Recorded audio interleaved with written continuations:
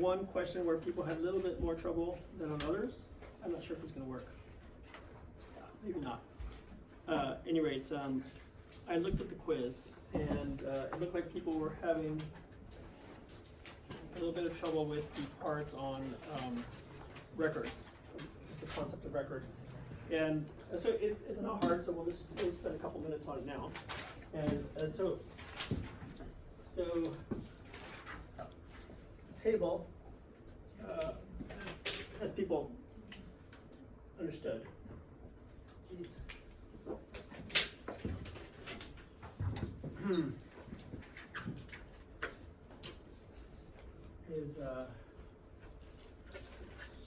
It's basically a list of rows, right? Or records. This is a record. And one record has consists of several fields. Well, I mean, consists of 0 to unbounded number of fields of specified data types, right? And they have certain labels, right? So you can say, you know, your name, your phone, I don't know, address. And this might be, let's say, a string. And different databases will give you different data types. You can have unlimited text in some text field, and some will tell you, like, you know, you have to specify how many characters. So let's say 100 characters for your name. And then this might be, I don't know, maybe you want to restrict people to,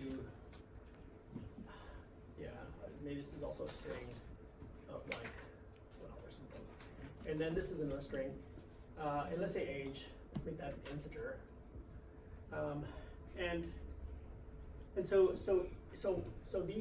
all the records in a given table have to follow the same format, right? And this is called a field, right? It's basically a place where you can put data of a certain type.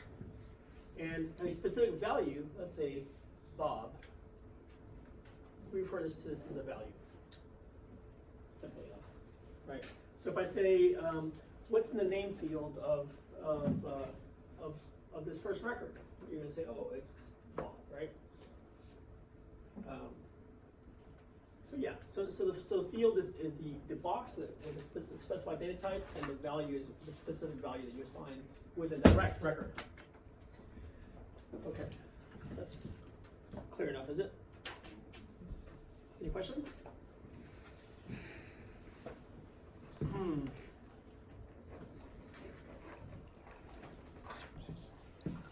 Okay, and today's quiz looked fine. Everybody seems to be getting the right answers. So on to today's lecture on sequence alignment.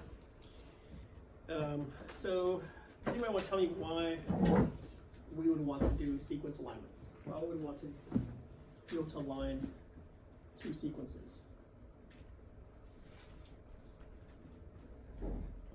You look like you got the answer.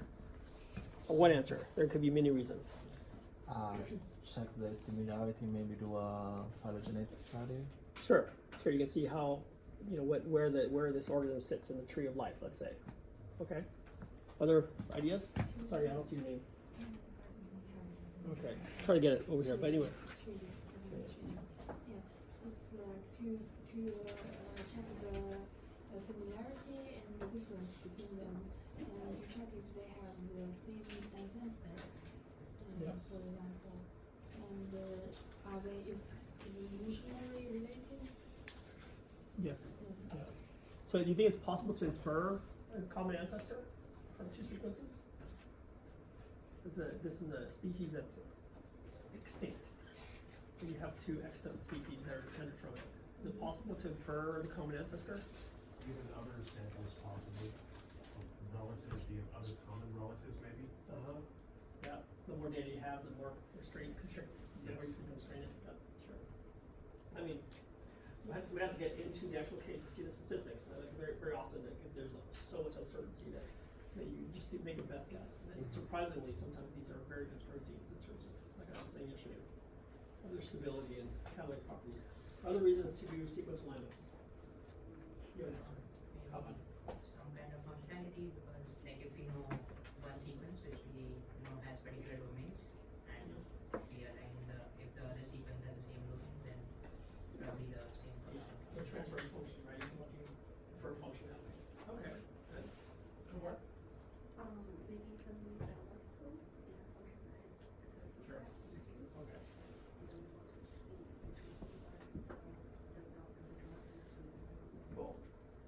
these are all, you know, good reasons.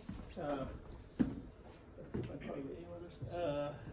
Oh yeah, one that nobody mentioned is can we use sequence alignment to infer 3D structure? Anybody? You almost have your hand up, so I'm gonna pick on you. You can approximate, but you cannot do in the end the structural alignment. If you have a similar sequence, you could say that a sequence that has some motifs the same, probably has the same structural motifs, but in the end you will not have the final structure, and you would probably need to start with the next structure, which is nearly similar, or motifs that are similar, and then calculate it further, or equilibrate or something like that. Right. So what you're saying is that it depends on how similar the sequences are. Let's say if they're very diverged, maybe the motif is the only thing that's conserved, and everything else is different, right? But if they're more similar, let's say 9% sequence identity, you could transfer structure from another protein. Like if you have a protein of known structure and a sequence of unknown structure, can you infer the structure of that one? So, what's your name? Azar. I agree that actually we can use for example, in family, they have similar motifs and domains, and we actually can take the information of known structure and then apply it to unknown structures. Yeah, cool. So you can infer the structure, and we're going to talk about homology modeling later. Did you not answer your name when I called the roll call yesterday? Yeah, I have you marked absent. I was late. Okay, we'll have to correct that. And okay. All right.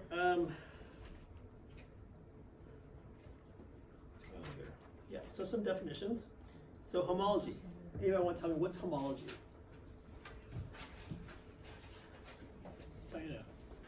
So homology is the verification of the structures of either DNA sequence or protein sequence have a common origin. Yeah, exactly. Homology just means having a common ancestor. Exactly. So, and there are various ways that you can that homology could have occurred.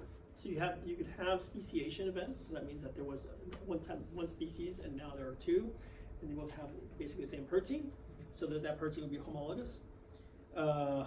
Or you could have a gene duplication event. So within a single organism, you have the same gene multiple times, and they start to evolve. They start to diverge, right? They have to start to evolve sequence differences. Is homology then the same than orthology, or is it? Sorry, I'm not sure. I'm a 3D guy, so a lot of this 2D, 1D terminologies is unfortunately not fresh on my mind. So but there's no such thing as percent homology. So homology is a binary value. So it's just a binary conclusion, true or false. The genes have a common ancestor. Someone said that it's like pregnancy. It's what? I don't remember who, but someone said that homology is like pregnancy. You can't Yes, be like you more can't or be a less little pregnant. pregnant. Yeah. And the You same. can be pregnant with yeah. a small baby or a big baby, but yeah, one or the other. So is it hard to weed out convergent evolution? Yes, it's hard. Can you save your question for one slide or maybe two slides? Okay. And we're gonna get to that. So this is different. So speciation means there's a new species. Duplication is within a single species.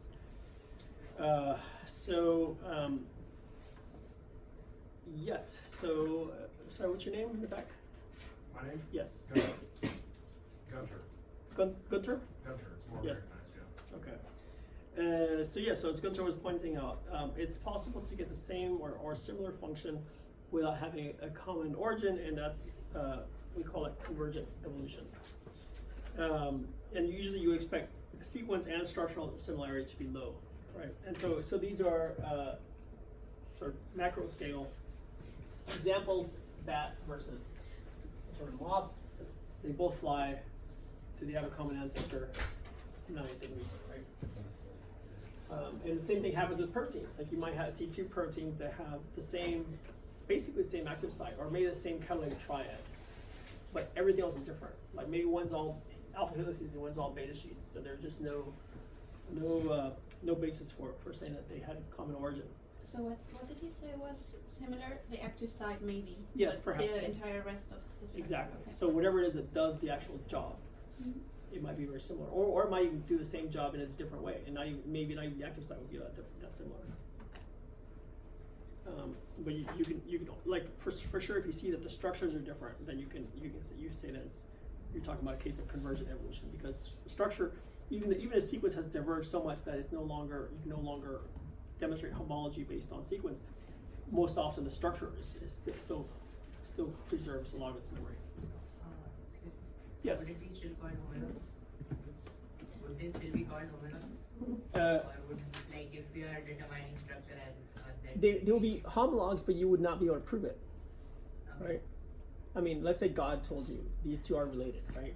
Or somehow you have this gold standard information, but the p-value when you do your sequence alignment just says, well, I'm sorry, but this is like, there's a 1 in 10 chance this could happen by chance. So there's no statistical basis for demonstrating it. So there are those cases where you suspect, but you don't know. Actually, even p-value of 10 to the minus 100, there's still a 10 to the minus 100 chance that it's just a random alignment, right? Yes, Mika.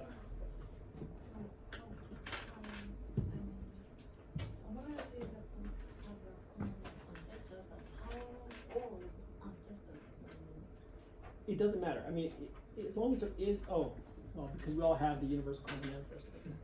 Yeah, that's a good point. That's actually a good question. I hadn't thought about it that way. Yeah. I don't know. I mean, that's like Pika-Roon question. So that's a good question. And I'm sorry I don't have the answer. I don't know exactly, how far back do you go? For example, mice on the tumor, they might have a similar structure clothing. Then it is homology or not? Yeah, if they had similar structure, I would say that's strong evidence that they're homologs.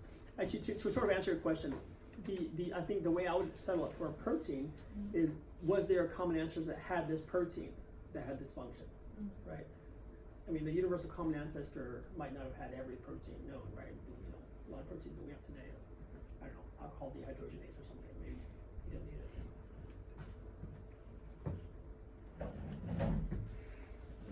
It's confusing. Different. What is the difference from the chromatic evolution and the homology? Sorry? What is the difference between the homology and the convergent evolution? So a convergent evolution means that two species basically discovered the same protein independently, right? So let's say there's like two species that need the same protein. Okay, I have a good example for you. So let's say bacterial rhodopsin. So it's got a chromophore, and this is a chromophore that when light hits it, it changes conformation, and then it does something, right? Doesn't even matter what. Then you have this is bacterial rhodopsin, and then in vision, like at least in the mammalian vision, you have another protein. It's called rhodopsin. I actually don't remember what it looks like. This is a membrane protein. It's got all helices. That's why I remember it. And I don't remember the one in your eye, what it looks like. But it also has basically the same chromophore, vitamin A. And what it does is it receives a photon, and it changes conformation, and it does something else to signal, it starts some cascade that signals light detected events, right? So you have the same, basically the same molecule in two very different scaffolds doing a related job, right?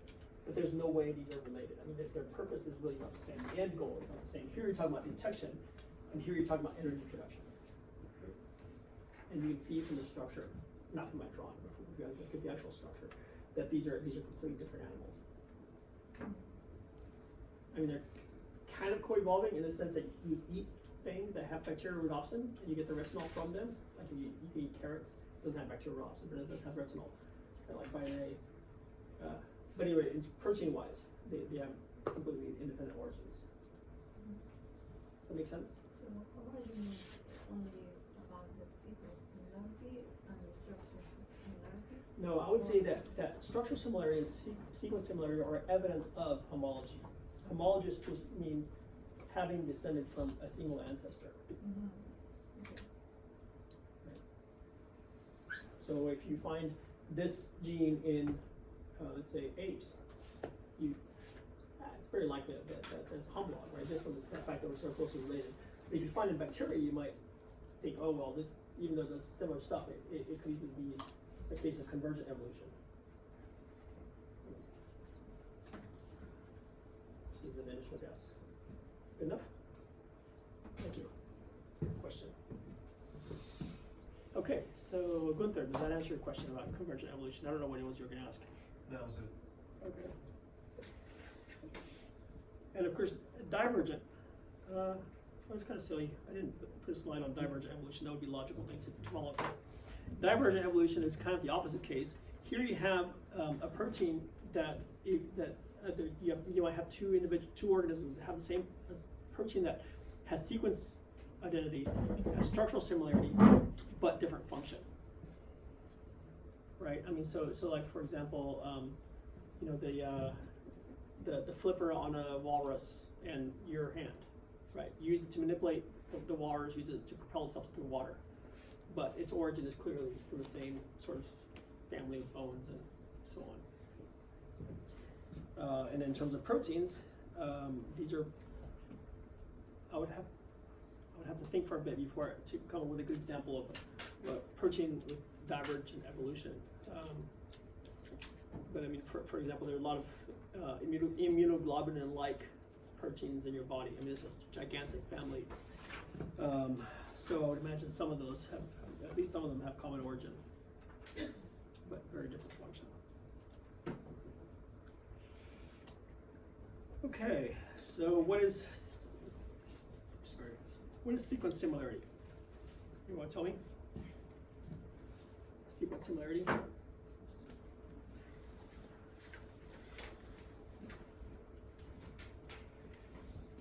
You want to give me a definition of sequence similarity?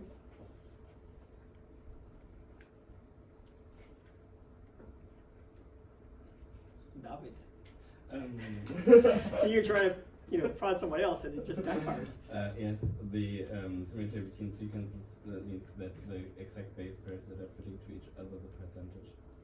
Sure. I mean, when we talk about sequence similarity, I mean, we could be a little bit broader and say that the percentage of the residues that are at least similar. So like for example, alanine to tryptophan, that would not be similar, but maybe valine to isoleucine, you would say, oh, that's similar. You would count that among the similar ones, and then just not count the ones that are tryptophan to alanine type substitutions. And then sequence identity means how many of these are actually identical, and usually expressed as a percentage. Okay, and so there are two ways to compute sequence similarity. You can either use the longer of the two sequences as the denominator, or the average of the two. And then on the numerator, you have the number or the length that's similar, or the length that's identical.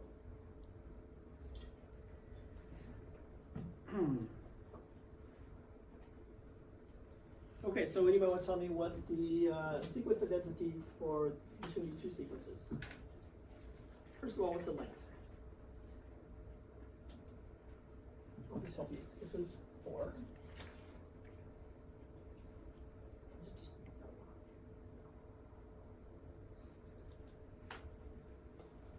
Okay, I mean, that's 12. I'll just blur it out because it's easy and I don't want to spend time on it. But yeah, the length is 12. And how many are identical? 10. Yeah. Okay, so sequence identity here is 10 over 12. And how about this guy? First of all, which sequence are you going to use as the basis of your length? What was your answer? Yes, shorter sequence. So how many is that? That was 10. Oh, sorry. 4, 8, still 12. Yes, of course, same sequence. And how many are identical? 4. Yeah. Okay, and so on. And so you just turn that into a percentage. That's your sequence identity. Okay, and so this is an important concept. So sequence similarity, as I said, is evidence of common origin. And how strong evidence that is has to be computed, right? So so very roughly speaking, and this is actually still not rigorous, but the sequence identity percentage has to be combined with the sequence length in order to determine whether they are actually related. And the reason is because if you have a sequence identity of, let's say, 100%, but your peptide is only 2 residues long, well, I mean, there's like maybe 1 in 200 chance that's just a spurious alignment. I mean, they're going to be like alanine followed by glycine, God knows how many times in the genome, right? On the other hand, if you have something like, let's say, 90% sequence identity and 200 residues in your sequence, then it's quite a safe bet that these are related. This is a really crappy marker. Are there some in the back? Could somebody bring me a better marker? So yeah, so this is in the safe zone. And then what would happen if, let's say, you had let's say a short sequence with low sequence identity, like say, let's say 50 residues and there were 30% sequence identity, something like that. Yeah.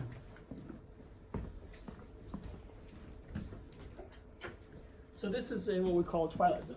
So this can be very difficult to prove that they're related.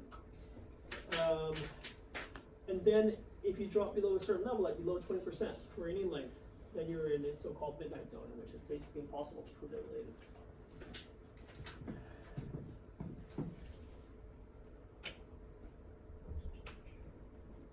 Yep. And this comes from some very early work. I believe the first people to do this work showed Lesk, who showed that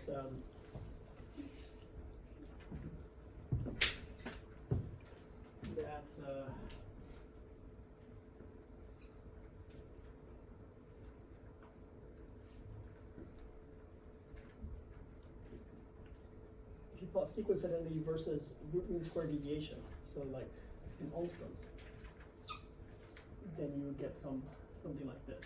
And so there was some zone, something less, I forget, I mean the actual boundaries of the Twilight Zone vary with the author, but somewhere around 25%, you start to say, well, below this sequence identity, then the structures become very divergent.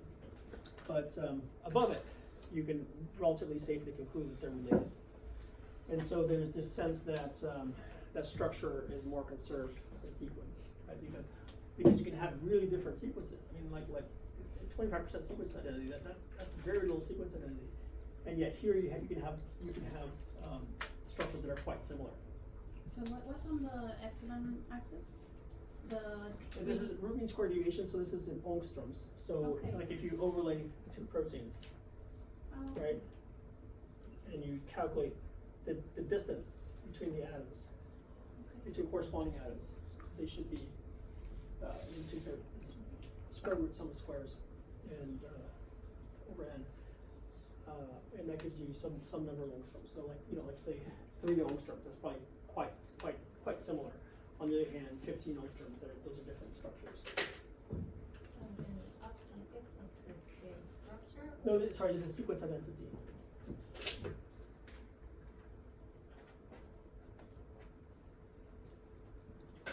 So this one plot, I mean, if you'd managed to make it back in the 60s, I mean, that's enough to make you very famous because it's reproduced time and time and time again. Is it called something? Does it have a specific name? sequence identity versus RMSD plot. Simple as that. I don't know. Any other questions? So sequence identity, I think that RMSD is calculated from the structure, right? Yes, it's going to be based on structure. So you can only do this when you have structures. So, but it corresponds to the I mean, there is a relation between sequence identity and structure identity. So you can plot this with the RMSD, or if you want to calculate the sequence identity, you cannot calculate the RMSD, right? No, you can calculate both because they're different quantities. Because let's say you have two proteins. Yeah. This is protein A, Yeah. and this is protein B, right? Those are structures. Let's say you have structures in the PDB. Then you also have the sequences, right? You might say A is like A, L, D, M, and then B might be something else, like B, R, I, A, N, or something like that, right? And so you can calculate a sequence identity on the sequences and a structural RMSD on the structures. So, okay, so Yeah. this Each of these dots is a pair of proteins. Actually, the original one by Choki and Lesk had basically as many dots as you see here, more or less, because they had very few structures back then. But it was already enough to see that this was happening.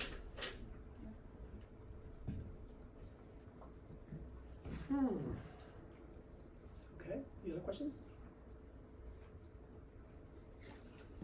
Okay, so alignment methods. First, let's talk about the difference between global and local alignments. So anybody want to tell me what's your definition of a global alignment? You want to try it? I saw it, right? I don't remember. Okay. Anybody else? You in the pink sweater. Yes. Global alignment. Haley, sorry. Haley. Yes.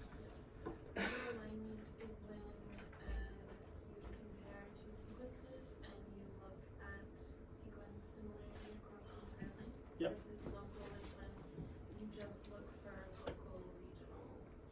Yeah, exactly.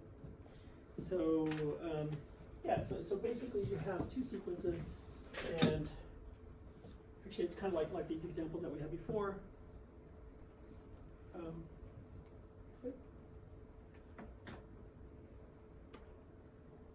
Yeah. So this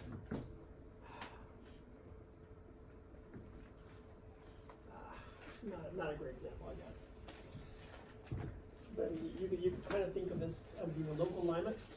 There's a local alignment algorithm would definitely find this. And a global alignment algorithm, oh no, this is a good example actually. If the full length one is more of a global. Like this. This is global. And then what the global alignment tries to do is it tries to find all parts of it that have some sequence in it, like this TH, it says it aligns to that.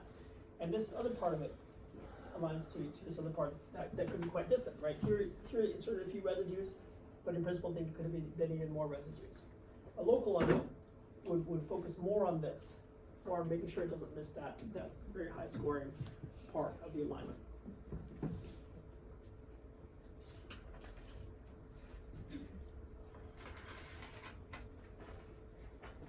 Okay, so good. Global versus local.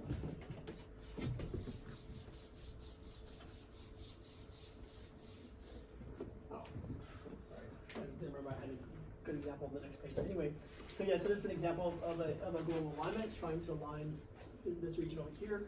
The local alignment might only focus on this part, right? And we're going to get into when you would use one versus the other. You didn't hit play on that, right, Choi? Okay, thanks. Or record, rather. Yeah, so the actual algorithms underlying local and global alignment could be quite similar. The differences in the strategy, like specific values you choose and ways you decide when to stop aligning. So one of the earliest methods was this dot plot method, and the only reason to discuss this is really historical. Like I've never seen this done before.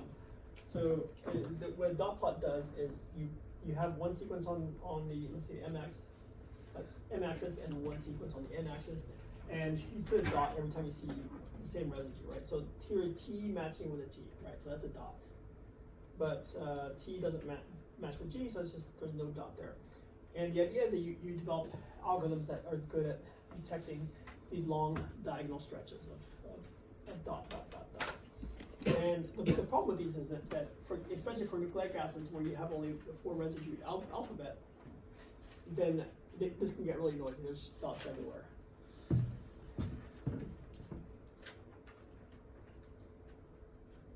And there's some programs out there that use this method to do alignments.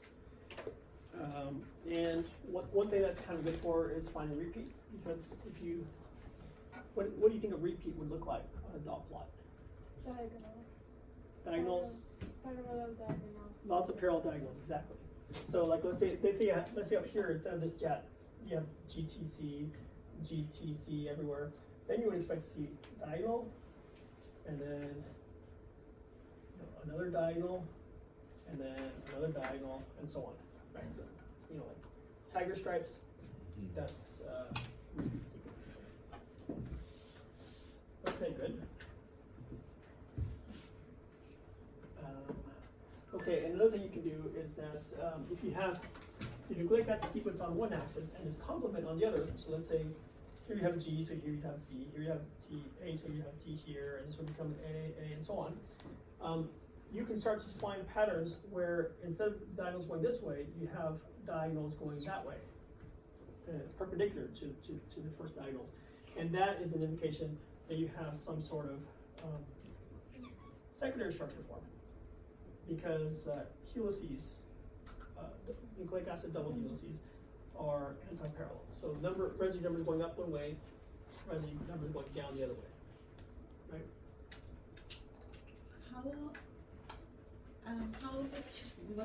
Would they need to be significant? Because we can see some parallel diagonals already in the graph. You mean diagonals going this way? Yeah. Oh well, you wouldn't have to see in this particular plot because this is not that way of using dot plot, because this complementary this sequence is not the complement of that one. Mm-hmm. Right? Here you're just comparing two sequences, let's say from different organisms. When I said this is a different way of using dot plots, like if your alignment were between a sequence and its own complement, Okay. then you would start to be able to look for secondary structure forming.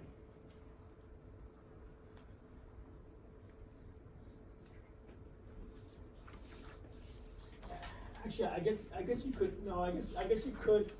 You could say you could use this to look for secondary structures that could form between these two different sequences. That's true. I guess you could do that. Hadn't thought about that. And we have to look at this a little bit. I don't see anything very long. Well, oh yeah, there's this. Oh, all the way down to here actually. Even longer one. Actually, this one here also. Yes. So let's just, just do this off the cuff. So let's say TATC, and it says it's aligning with, okay, let's just do this. CTAT, and then TATC, we expect that to be backwards, so CTAT. Well, no, because they're exactly complementary, they're identical as opposed to complementary. Yeah, you'd have to do something different where you put dots where you get the complement as opposed to where it's identical. Mm-hmm. But anyway, it's a good idea. I haven't thought about doing that. Good question. Okay.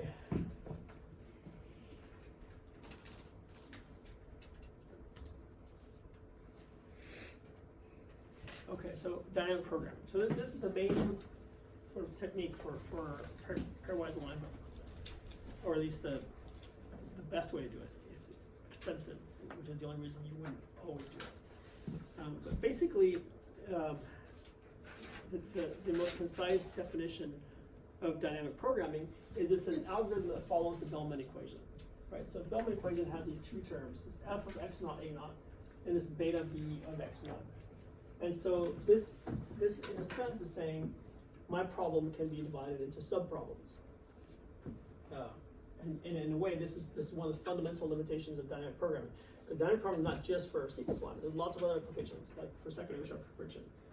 But it turns out you can't use it for all types of secondary structure because of this limitation. Anyway, the point is that you have to be able to make the sub-problem approximation. And what this is saying is that I can divide my sequence line problem into two sub-problems, right? You know, like here's one sequence, here's another one. This is one sub-problem, and this is another sub-problem, right? And the way this is formulated, you're saying, okay, I'm going to choose as my first sub-problem, the problem of aligning at position 0, and then taking some action, and then aligning the rest. And the rest means everything after position 0, right? So this could be lots of residues, whereas here we're talking about one residue. And the action could be either do nothing, make an insertion, or make a deletion, right? If I do nothing, that just means I expect the sequence to remain in register. But what's really cool about this is that this part is recursive. You put in here, there's another f of now x1, comma a. Let's say a1. I'm being a little bit off the cuff with this, so like my notation might not be what is on wherever you read this. Plus beta v of x2, right? So I'm saying that this problem itself could then be divided into sub-problems, right? And then this problem could be divided into sub-problems. And you can code this up with like 10 lines of code, right? Because this thing calls this thing, right? And which in turn calls this thing, but like all on a subset of what it's being called on, right? So we're actually not going to implement that in this course, which is, you know, good and bad and a little shame. But last year we tried it and people would just go nuts because some people had never had any Python. Well, most people had never had any Python. But anyway, so this is a classic algorithm.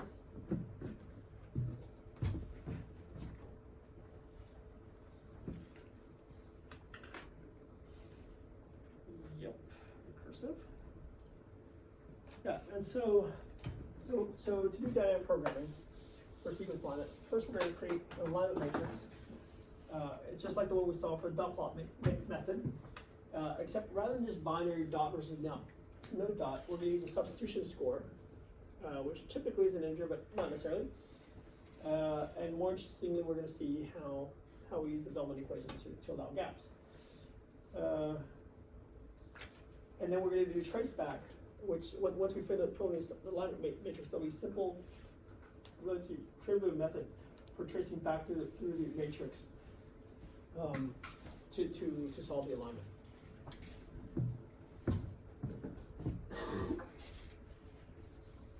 Okay, so here's your first illustration of dynamic programming in action. So let's say you have some alignment between the first residues of the two sequences, and you have to make a decision whether you're going to go from here to the second residues, or whether there's going to be a gap or an insertion, insertion or deletion. And if you do either of these, then you have to add your gap penalty, which is typically a negative number. And of course, if you go diagonally, you just carry the score from here and add it to the score from here. In either case, let's just go through this. So here you take your alignment score from here, add a gap penalty, and then add your alignment score from here. Here you take your alignment score X, add alignment score A. Here you take alignment score Y, add a gap penalty, and then add your alignment score A. Don't worry, we're going to do this in great detail. So for instance, here we have an alignment where we're trying to do ATTGC versus AGGC. And sorry to do the first one for you. I'm not sure I like this example very much, but anyway, go ahead, Dinah. Yeah, I have a question of, so the first line we do always with direct alignment, but from both sides, because I don't understand if you have what you showed before with the X, Y, and Z. You mean on the slides that I put online, or? No, the slide you showed before. Oh. If we are to choose in what way we compute the value that we Oh put yeah, in. the first row is an exception. The first row, but also the first column? Yes, Because- exactly. okay, They're row treated and they're column. symmetrically, yes. So in this case, exactly, the first residue here, we can compute the alignment score, right? They match, so we'll give them a 1. And mismatch, we're gonna give it a 0. And then all of these require, there's only one option for going from here to here. And that's an indel, right? It's gonna involve a gap penalty. In this case, gap penalties are 0. The authors just chose that for in this purpose. Actually, they made a mistake in the caption. It says there's a gap penalty, but there's not. It's a 0. And so here you get 0, 0, 0, 0.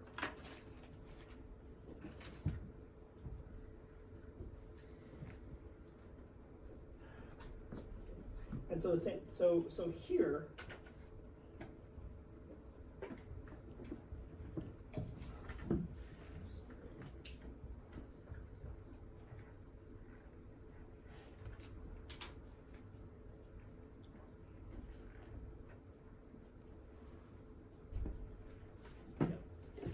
So you're gonna fill in also the same way you're gonna fill down.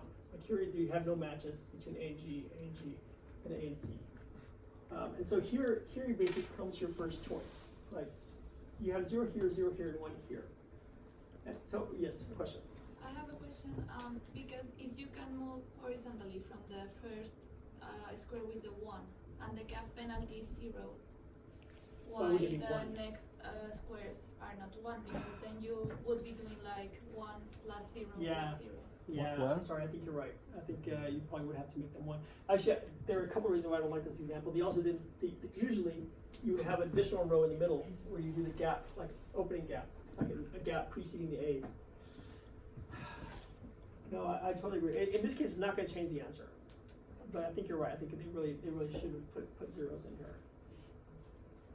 The things like the reason to start with the gap is because then you can definitely just go from 0, 1, -1, -2, and just add the gap scores linearly across. Okay, question in the back?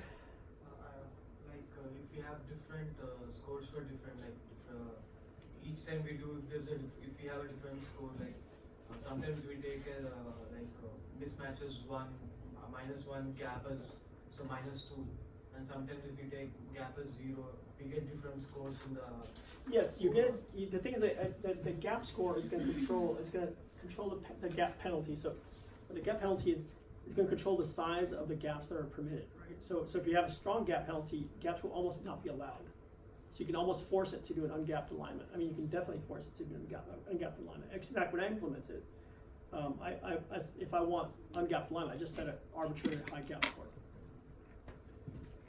On the other hand, if you get gap score of 0, then you can have gigantic gaps.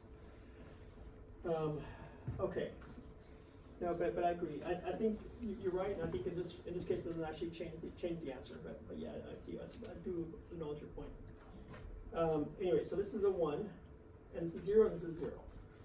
Let's just take it that way for now. And so now your decision is what you're going to put in this box, right? So what's the gap match score for G and T? That's a 0, right? So that term is 0, and so it depends on which way you come. So let's say you come from above. What's your score going to be? 0 plus 0, 0, 0 for because you carried over 0 from before, and 0 because the gap penalty is 0, and then 0 from here. So that would be 0. Okay. If you came from here, you get a 0. And if you came from here, what'd you get? 0 also. Yeah. And then if you came up diagonally, what would you get?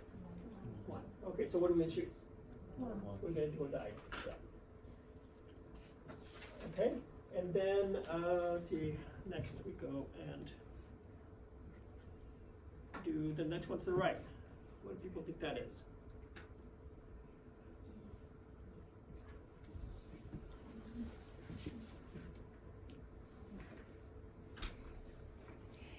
So if you came, say if you came from above, what would that give you? 0. And if you came from the left, what would that give you? 1. Yes. And if you came diagonally, what would that give you? Okay, so we're going to go 1, right? and then, let's see, what do we do next?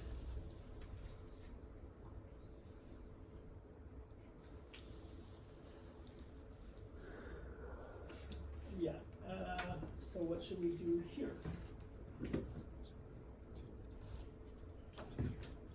What's our best option here? Sorry? Well, what do we get if we come this way? Two, yeah, because we care that we got one here, and this one's a match, and the gap penalty is 0. And then, so if we come this way, we get 1. Yeah, so we're definitely going to come this way, and we're going to put 2 here. Okay. And then, okay, so then what do we do here? 2. Yeah, so you say it comes from the left, right? And then I'm not gonna fill in all of these. Let's say, what do we do here? Okay, from above, what would you get? All right, somebody give me an answer. Let's just do 1. Okay. Then how about this one?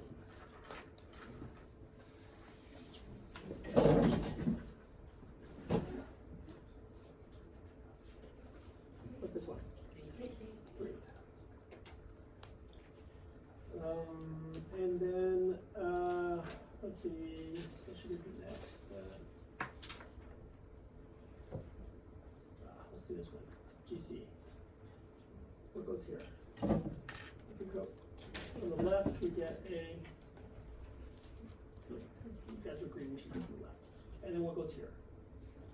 Is it maybe possible to do it on the other side? To stand on the other side of the Oh, sorry about that. Yeah, so what do you think should go here? Sorry? I didn't hear you, so maybe be louder. 4, okay. So in this case, which way did you go? Diagonally or down? Down. But you could also go diagonally, yeah, same thing. Yeah. Okay, cool. So, yep, and that matches what I have in my notes. Okay, and now the trace back. So what we're going to do is, I wish I'd lined these better so the notes can actually carry over. But anyway, what we're going to do is we're going to start from lower left corner, and we're just going to follow the gradient. Yes? I was wondering about the gap penalty. So all of them don't have a gap penalty added. All of the results. Yeah, the gap penalty is just, we just set it to 0. So we should choose a gap penalty. So that's a good question. There's no like underlying universal gap penalty that's correct. We basically have to adjust it based on the results you're looking for. Like for example, like I said earlier, if I want a very strict ungapped alignment, then I'll just set the gap penalty very large. And if I think I have regions that you know, 2 matching regions are very far apart, then I might set the gap penalty to 0. It's unfortunately sequence alignments are something where you always have to check the results manually. Like the computer will only give you the results it can give you based on the gap penalty you provide. Same thing with multiple sequence alignments. Always check your alignments. Like you just have to apply some biological insight. So now we trace back, and so we're starting with the bottom right, and we're going to try to follow the gradient of, follow the highest scores, so going sort of diagonally across the matrix. And so if I were to go here, what are my choices? Like what option would you take? Would you go up, left, or diagonally? Sorry? Diagonally. Yeah, sure. I mean, all of these choices are the same, so might as well go diagonally, right? Otherwise, you're just inserting something to then delete it again. And then from here, where would you go? So who set up? Somebody set it up. Anyway, and from here? left, and then, Left again. and then, okay, and so basically what this is saying is ATTGC is aligned with this T is aligned with this G. And then there's this sort of indel happening, right? So this we need an insertion here. And then we have this G aligned with this is gonna end up going better going this way actually. Yeah. Fine, we'll do it that way. So G goes with G, but then there's this same G is now aligned with.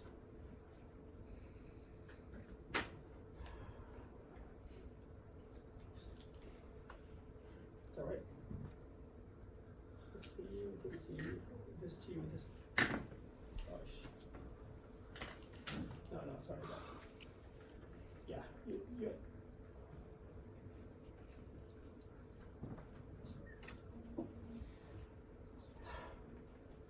I mean, there's insertion followed by deletion, so it's actually easier to just go diagonally in this case. Sorry, I'm being a little bit off the cuff there. So you end up with something like this. So C line with C, and then there's a G with a G, and then followed by this T with a gap, and then T with G, and A with A. That work?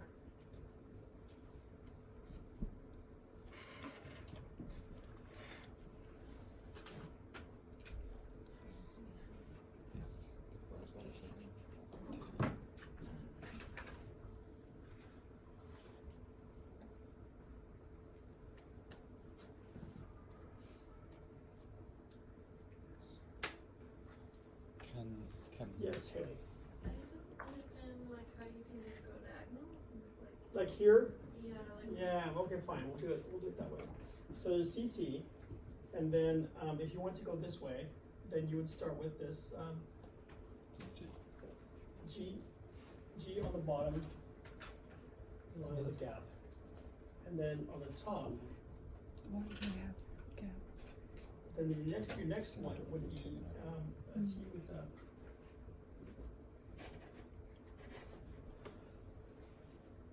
G. And then you would have that would be two T's without a pair, and then there would be two G's where one G is paired and the other G is not paired. We would have 3 holes in total. yeah.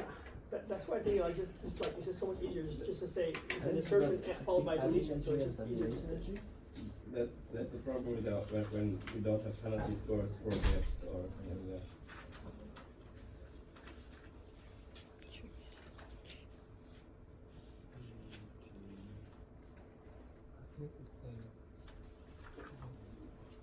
Yeah.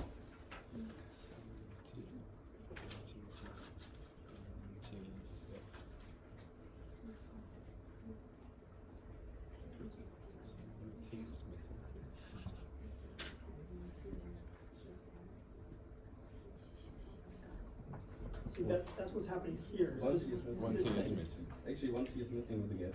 Sorry? One T is missing with the gap, so it is A T T Your ball. A gap gap. Yes. Like that. No, gap also. Both T's are unpaired then. T and gap, because the one thing that It depends on which one gets the gap, right? Yes.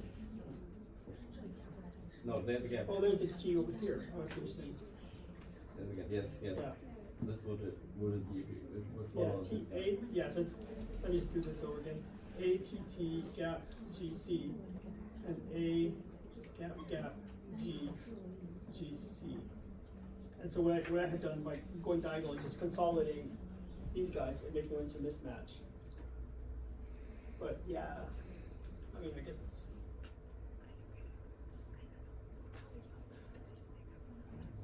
But I mean, it is simply wrong because we don't have negative scores, even if I think that the dynamic programming makes more sense with negative scores Yeah. in the end, because then the gaps are much heavier penalties. Yeah, yeah, the That gaps makes get sense. penalized.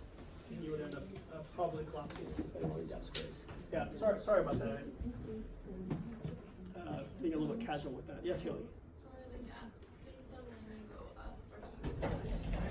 It depends. I mean, the gap goes one way if you're going up, and it goes the other way if you're going to the side.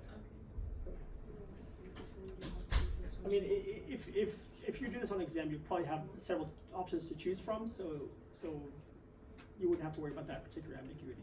Or if I go and give it to you, then as long as the yeah, I don't think that you'd have to worry too much about that.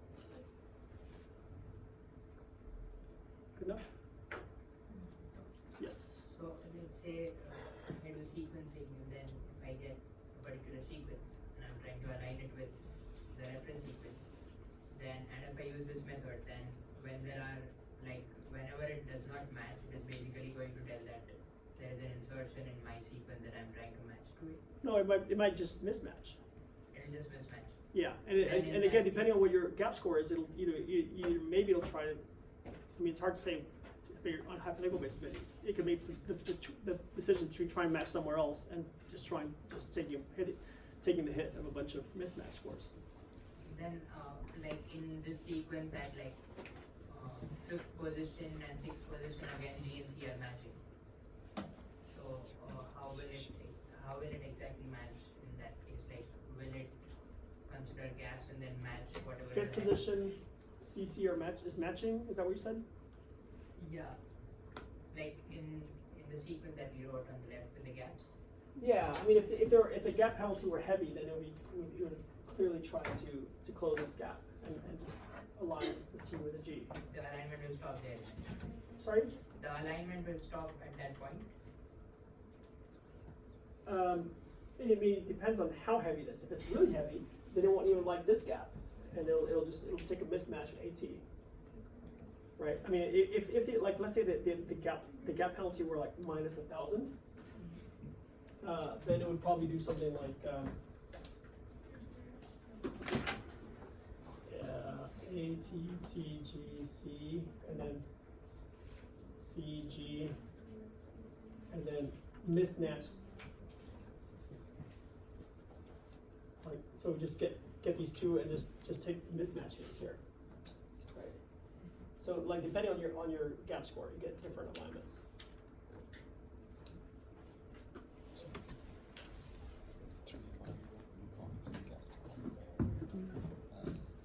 But here they don't Good enough? consider gap. Okay. So that's more or less the alignment we've got.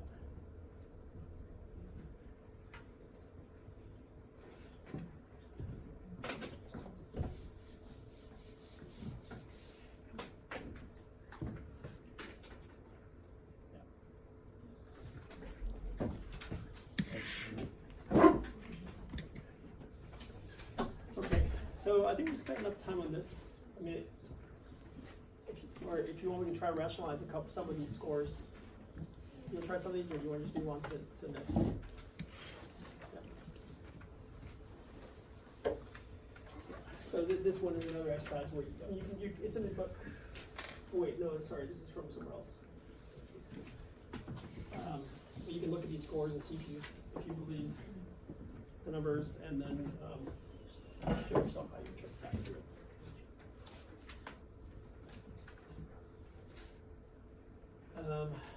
Okay, so far we've been applying the same gap penalty to all gaps, regardless of whether it's the first gap in a series of gaps, or whether it's second or third gap. However, there are multiple ways. When you have an insertion, the mechanisms that make these insertions, they're likely to bring along other residues. This leads to this idea of Gaussian gap penalties, meaning that we penalize once for opening the gap, but then we penalize at a lower level for extending the gap. And so we use this formula. So this is gamma is the gap opening penalty, and then delta is the gap extension penalty, and this is the length of the insertion.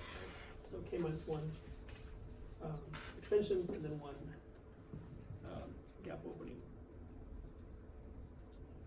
Yeah. and so the alignment matrix gets a little bit more complicated because you have to keep 2 values in each element, and so we're not going to cover that one in class. Any questions about the phi and gap penalty? So the classic global alignment algorithm is Needleman-Wunsch, and so this is basically what we went through just now. And the drawback is insisting on getting the full sequence aligned means that you might miss some strong local alignment in your effort to align, let's say that both ends of the sequence.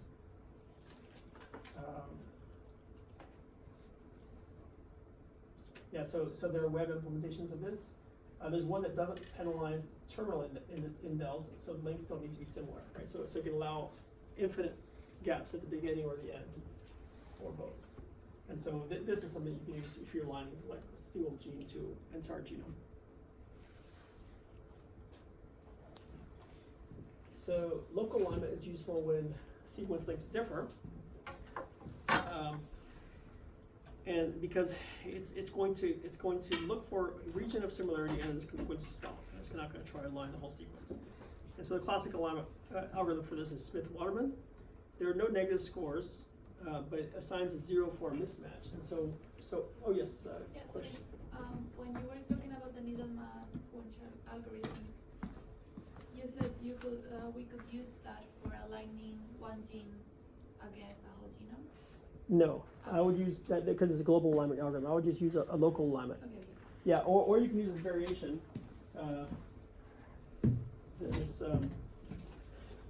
There's this variation, this gap program. So it's basically Needleman-Wunsch, but it has 0 penalties for the gaps that are at the beginning or the end of the sequence.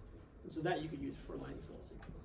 But that's more of like a workaround or an extension of Needleman-Wunsch rather than Needleman-Wunsch classic. Okay, so local alignment.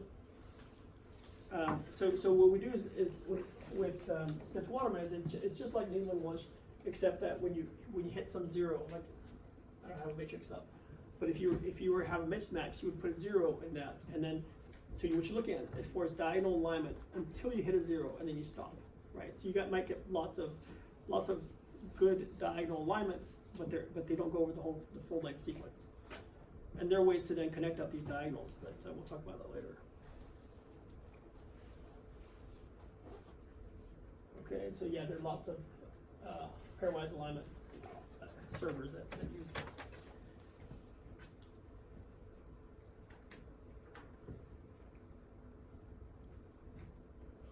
Okay, so the score matrix that we use up to now has been very trivial. You gave bonus of 1 point for each match and 0 for mismatches, and then we had some constant gap penalty.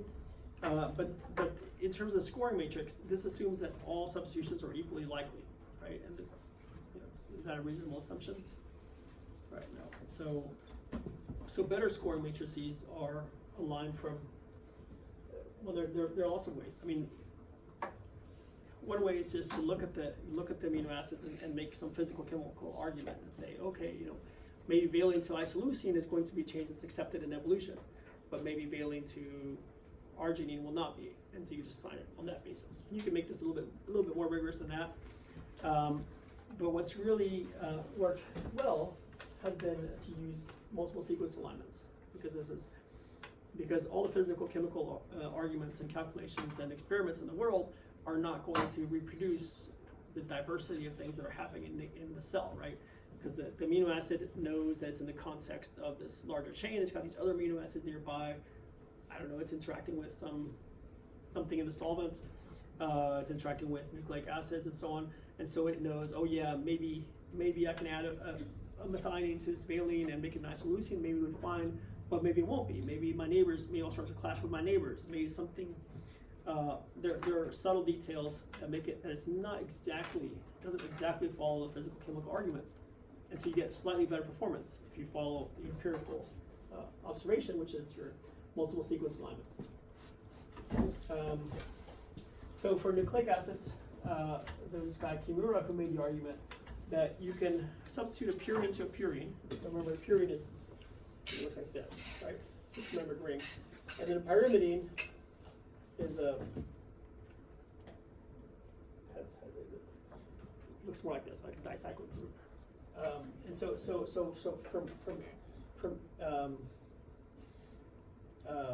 A to G, that has, you know, that's definitely a substitution. It's not the same as keeping the residue identity the same, but it's not the same as going from, like, let's say A to a C or A to a T. On the other hand, C to T, that's a smaller change because it's purine to purine, and this would have been pyridine to pyridine. And so he had different mismatch scores for purine to purine, and or pyrimidine to pyrimidine versus purine to pyrimidine, or vice versa.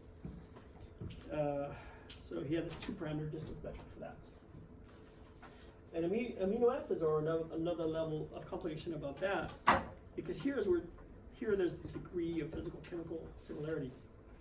And so if I were to say, okay, wild type has, or I don't know, ancestor has phenylalanine, what's the chance that the descendant would have tryptophan? Tyrosine. Are those odds reasonable or terrible? Ancestor has phenylalanine. What are the odds that a descendant could have tyrosine? Do you think there's a reasonable odds or terrible odds? You in the dotted sweater. What's your name? Next to Luca. No, Dina, yes. I would say it's reasonable Okay, why? because it kind of has the same structure, only the Yeah, they're sharing this phenyl ring, right? So they just added this. So it went from maybe hydrophobic to being polar, but you know there's lots of structural similarities, so maybe it'll still work. How it went from phenylalanine to tryptophan. Okay, no, I'm sorry. You, yes. Possibly yes. Reasonable. Yeah, maybe not quite as often as this change, right? Because it's a big change in volume, but you're still aromatic. You're still kind of hydrophobic. Actually, it depends on the author. Some authors classify this as polar. Oh, how would you guys? Glutamate aspartate. This happens frequently. No. Sorry, who answered? You in the back with the glasses. VJ. Do you think this happens often? Glutamate aspartate? Sorry? Yeah. Look, negative charge to negative charge. All you're doing is losing this CH2, right? So even sterically, it's not that big a difference. How about if we go glutamate to glutamine? Totally no. Sorry? No. You don't think so? Well, chemical properties are different in Yeah. this case, so. But the sterics, how are the sterics? So it's, yeah, somehow similar. Yeah. So it's not the worst thing you could do. No. Right, it's not like going from glutamate to like lysine or something. But yeah, you're definitely changing from charge to polar, so yeah, it's a big, kind of big change. Hard to say. It's probably somewhere in the middle. And how about these guys? Like, let's say you wanted to go from I don't know, here to here, valine to leucine. Yes, Diana. So, like from valine to leucine, it's quite easy. Yep. I think, yeah. So it's not, or what do you think is easier, valine to leucine or valine to isoleucine? I think probably lysine to valine because of the structure. It's beta branch. So here you have two carbons, two heavy atom groups coming off of the beta carbon, and here also you're coming off of the beta carbon. Yeah. I mean, the way it's drawn, it's not quite as obvious, but yeah, they're both beta branched. So I would say this is much easier to do than this. Beta branching has a lot of consequences in terms of your steric, like your flexibility of your backbone. So these are all hydrophobic. They're kind of interchangeable, a lot of them.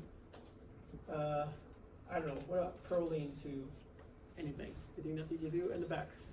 So if there's a change from, for example, say leucine to methionine, Leucine to since methionine has a sulfur group, will the change be very easy to cause a major functional change to all the sulfur group has been, you said methionine to no, leucine to methionine. leucine to methionine. I don't know. I would put that somewhere in the middle. Is it a formula? I don't know. Look at the Gauss matrix. I don't know. I think I'm right. Yes, it's somewhere. Okay. So.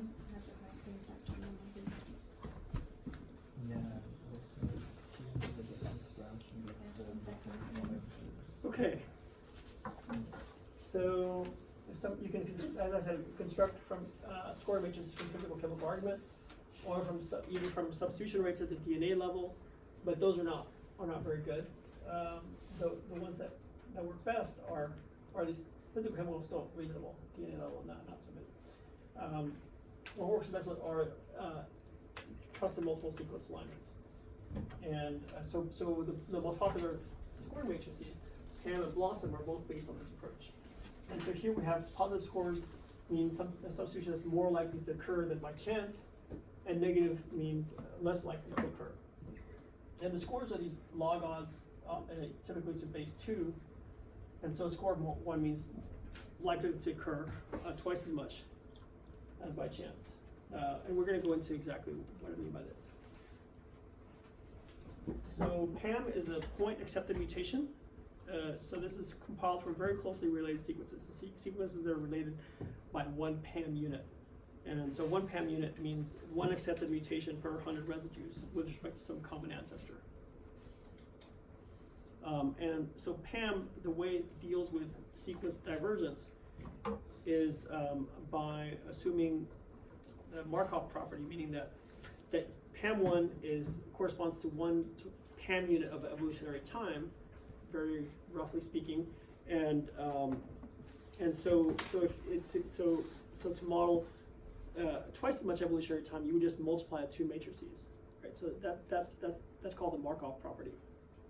And so if you were to want to model 250 PAM units of divergence, you would raise the PAM1 matrix to 250 times. And it turns out not to be the best way, but it wasn't because it was mathematically bad, but rather because the sequence alignments were a little bit older and they were less complete. We'll talk about that in a bit. But Blossom takes a completely different approach to this divergence problem. So Blossom means block substitution matrix. And so here, evolutionary distances that are greater than 1 PAM unit or 1% are not inferred by Markov statistics, but rather are considered explicitly when you're aligning the sequences. So if you say, Blossom 62 or something, that would mean that you would compile a set of sequences that have that sort of sequence identity, right? So 62% sequence identical or so. So we're going to go through how to compile the Blossom matrix. And if you read the PAM paper, the notation differs from what's used in Blossom a little bit. So we're going to look at things like Fij. This is the number of observations of the pair Ij. And so when I talk about a pair, I mean that I have some multiple sequence alignment, and then in some column I have like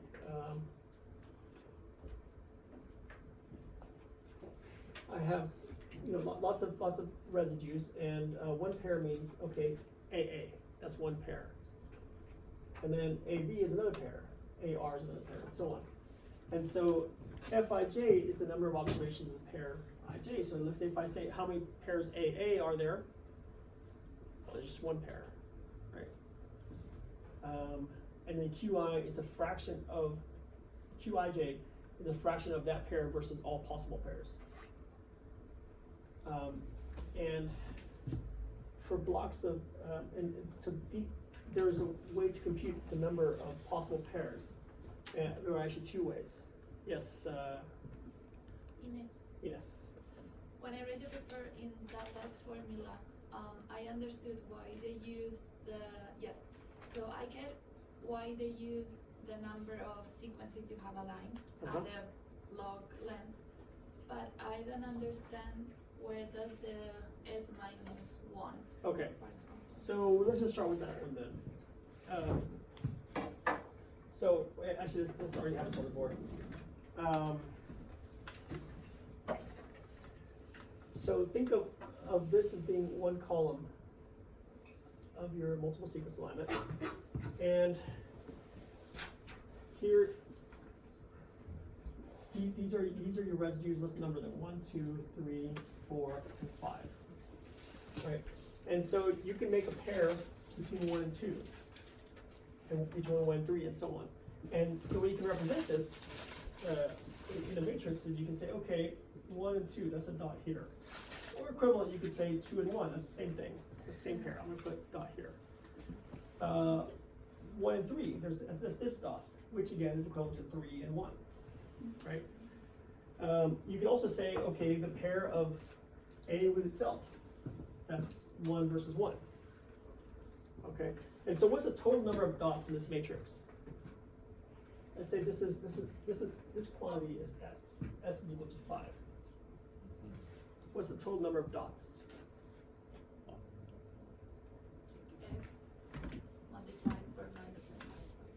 Yeah, the height is also S. So 25. S squared, yes. So far we have S squared dots. But these self pairs don't count. A with A is not really a pair. L with L is not really a pair. So that's these guys. 1 with 1, 2 with 2, 3 with 3, 4 with 4, and 5 with 5. How many of those are there in terms of S? Remember, this is also S. S. Exactly S. Who said that? Luca? Yeah. Okay. No, I'm not surprised with it. It's hard to see. You'd be surprised at how hard it is to locate you by sound alone. So you're going to take away S, right? And that leaves, here, I'm just going to draw these dots. It won't take you that long. So that leaves everything except, actually, I'm going to go ahead and just erase these guys. So that leaves everything except the diagonal guys. But 2 and 1, is it really different from 1 and 2? No, right? We don't want to do double counting. So we're just going to count each pair once. And so this entire, pick whichever triangle you want, but let's say the upper triangle, we're going to throw it away.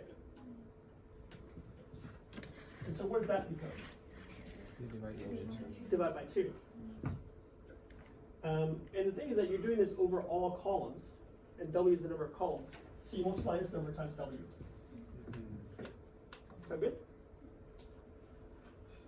You believe me? All right. Bob, it was your idea, so I started believing. Okay. So there's another way to do it, and that is using n choose k. How many of you guys are familiar with this formula? Raise your hand. Okay. So this one, it looks more complicated, but I actually prefer this because it's actually more intuitive, believe it or not. Let me just show you. Because once you understand it, you'll just use it everywhere, believe me. I mean, at cocktail parties.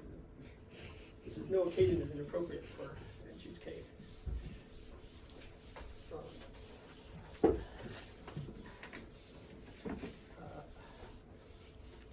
Okay.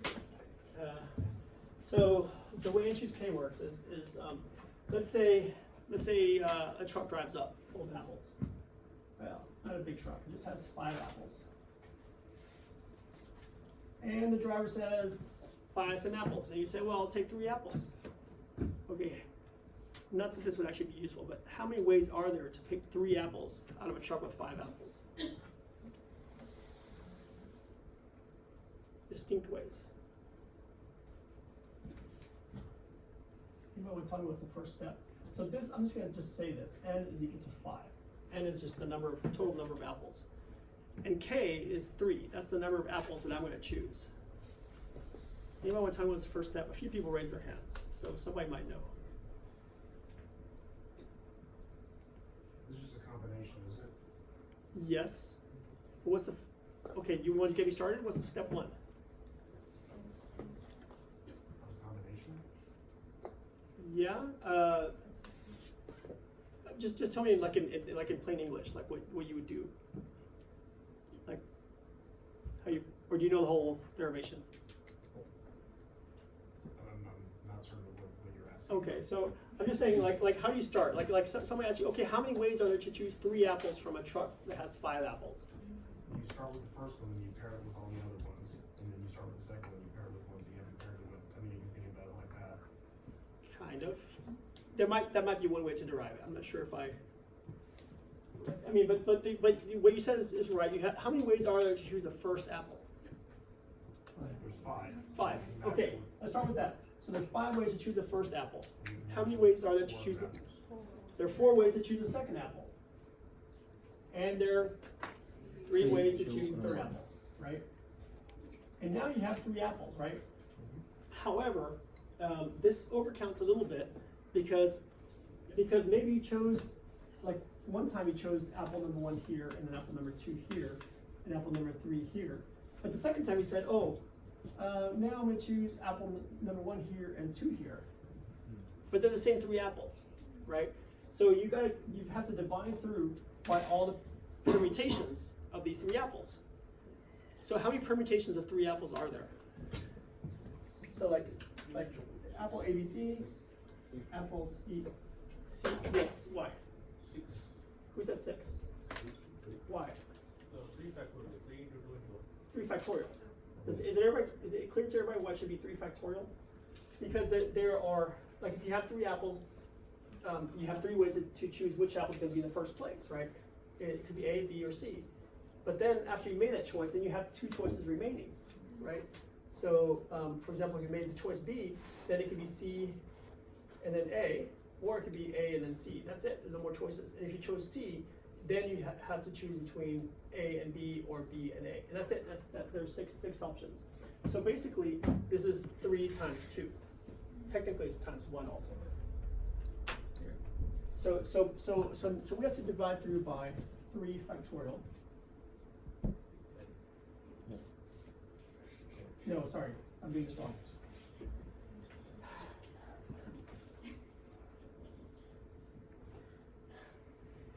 The full formula is n factorial divided by n minus k factorial times k factorial.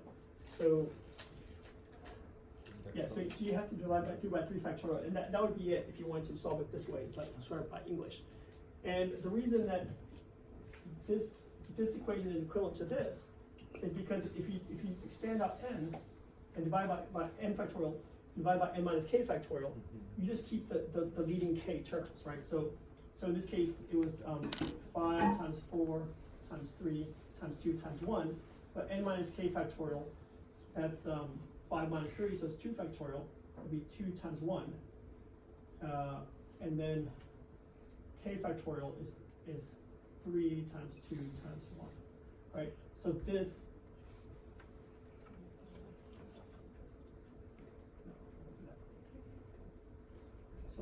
cancels this guy, and you get 5, 4, 3, and 3, 2, 1 on the bottom.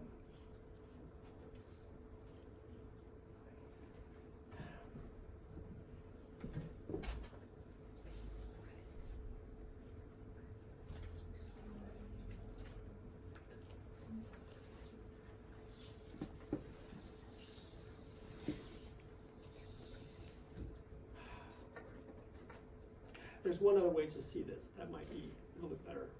I mean, actually, the way I saw it was you actually choose the entire truck. And so you say first there's 5, and then there's 4, then there's 3, there's 2, and then there's 1. And then you say, well, actually, the last 2 are going to drop off, but it doesn't matter.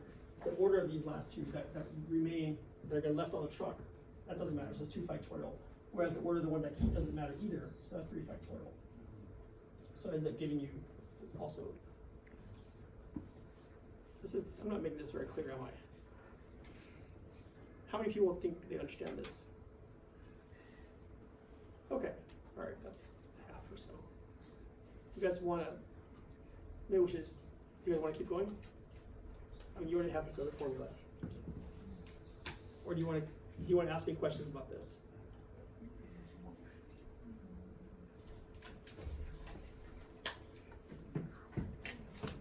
Ines? I don't understand where the 2 factorial came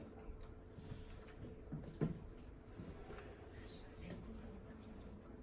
Because I get that in the numerator you do like how many apples you can choose in the first, second, and third position, and then you need to divide because you can choose the same 3 apples but in different order, but they are still the same 3 Yeah. apples. But then I got lost. I mean, you can think of it as the number of combinations of the apples that are left on a truck. Those don't matter. Let me think for 1 second, see if I can have something better.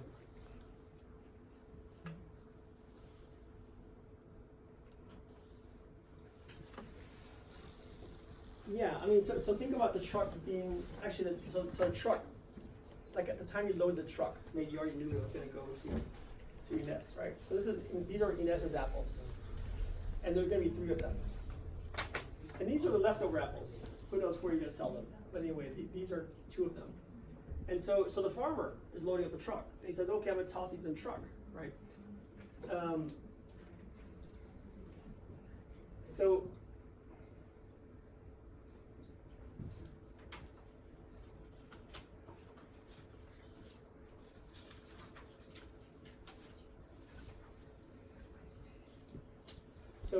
the farmer's got a stack of 5 apples here, and he says, okay, how many ways can I throw them in this compartment, right? And so he says, okay.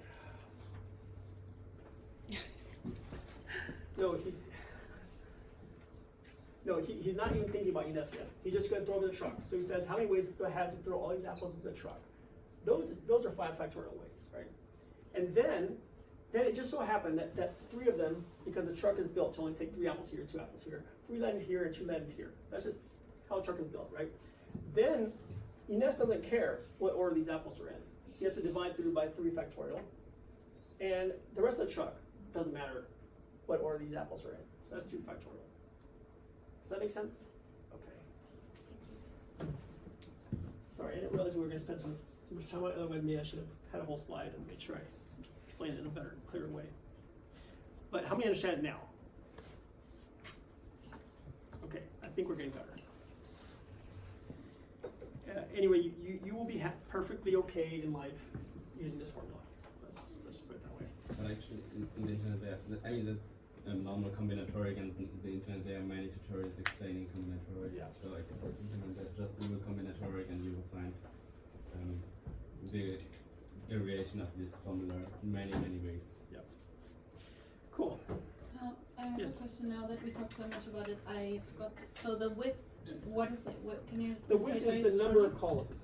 So in this case, the width is 4, right? We do have 4 Because columns. okay, perfect. I mean, just imagine there are more letters here. Yeah. How is that different than this? It's different because you don't have to worry about this self-pairing, and you don't have to worry about the, order being important, or in other words, 1 versus 2 being the same as 2 versus 1. So that's why it's just a constant out, or not a constant, but a factor out front. But we're gonna have the same value. No, S is the depth of the multiple sequence alignment. So the number of sequences, like the vertical number here. Okay. And W is the width of the alignment, so the number of columns in your alignment. And if you have a huge data set, that could be, I don't know, thousands or whatever.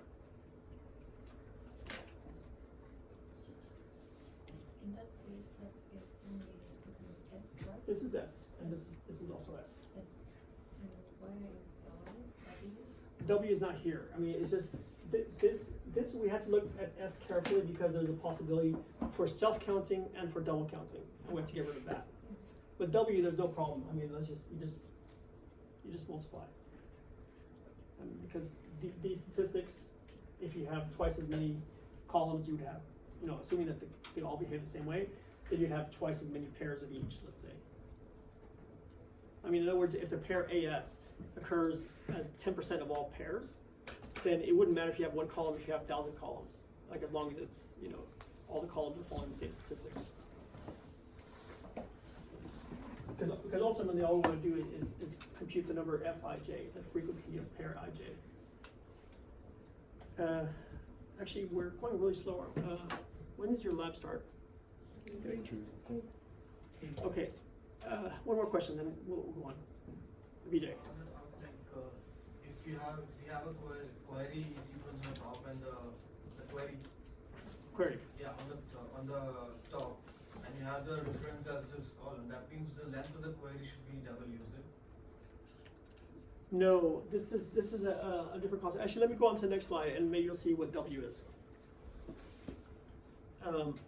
So basically, all we're trying to do is compute the entries in a blossom or a PAM matrix. And so let's say our entire data set is this multiple sequence alignment. Like W is just one here. Like we just have all our sequences are one residue long, and 9 of them are A's and 1 of them is S. And there's basically only 2 letters in our alphabet. And we want to compute things like, you know, if I have an A, what's the probability that it'll be substituted with, you know, with another A versus the probability it'll be substituted with an S, for instance. And so we have to start by computing these quantities, FAA and FAS. And so FAA, frequency of A being substituted with A. And so that happens once, twice, 3 times, 4 times, so on. And you now have 2 formulas for computing how many pairs of AA there could be, right? Because this is 9. So how many is that? How many pairs? How many AA pairs are there? Let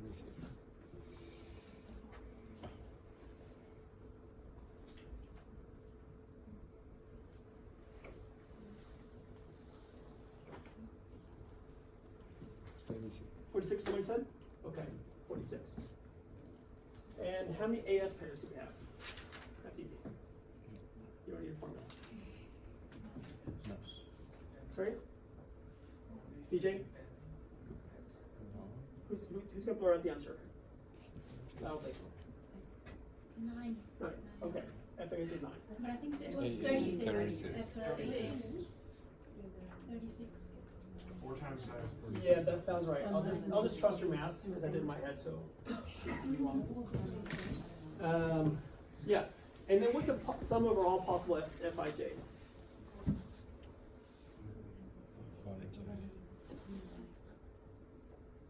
You're not counting reversions, so all we have is FAA and FAS.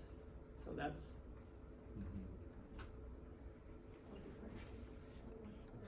that's 45.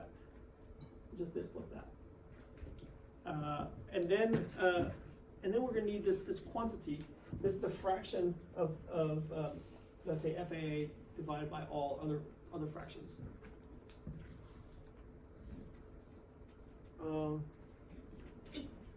And so we said this was 36, like in the case of QAA.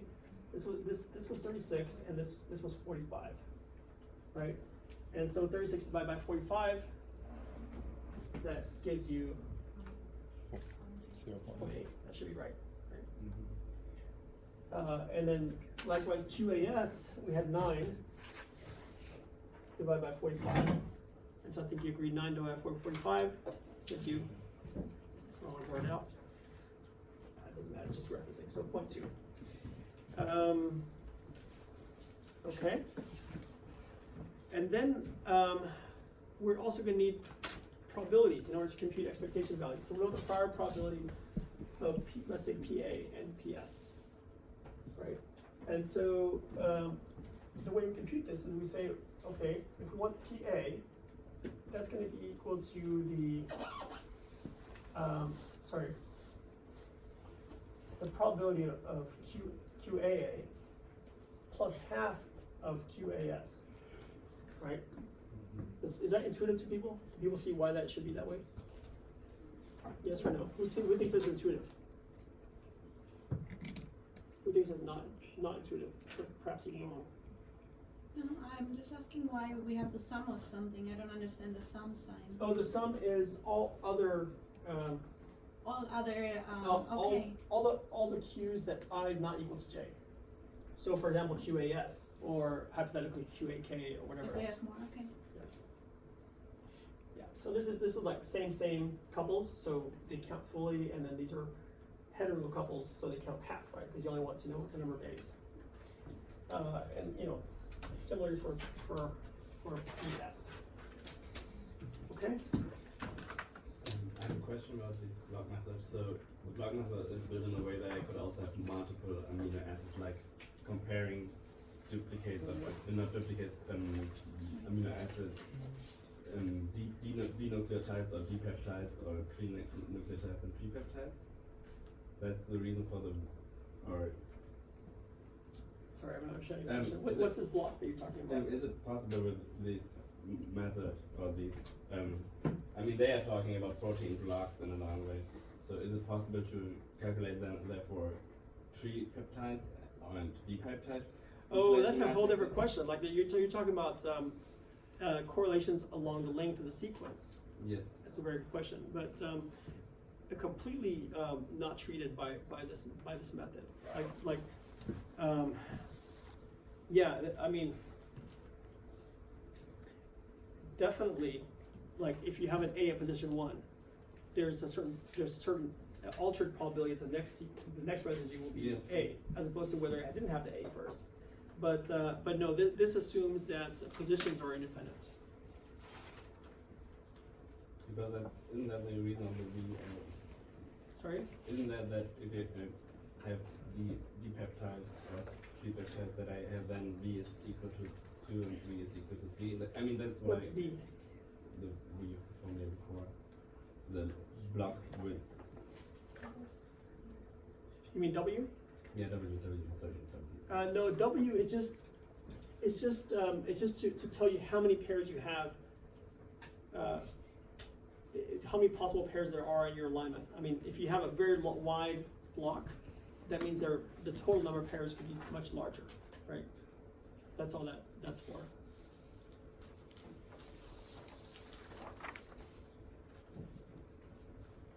Right, because I mean, like this S minus yes, S minus S over 2, that just tells you how many Yes. possible pairs there are in this Okay, column. okay. But there could be many columns. Okay. Okay. So anyway, so now we have this formula gives you number of A's, the probability being A and the probability being S. I mean, you can verify that trivially by saying, oh, there's 9 A's and there's 1 S. So yeah, 10% chance of being S. And so the expected pair probability, in other words, the probability that you would expect if there's no such thing as evolution, if every sequence is just changing randomly based on rearranging the available amino acids, which are, so the only thing that matters is the total abundance of each type of amino acid, then you expect just for the probability PAA, that should just be the product of PA times PA, right? And so, did I ever give the answer? The preceding slide.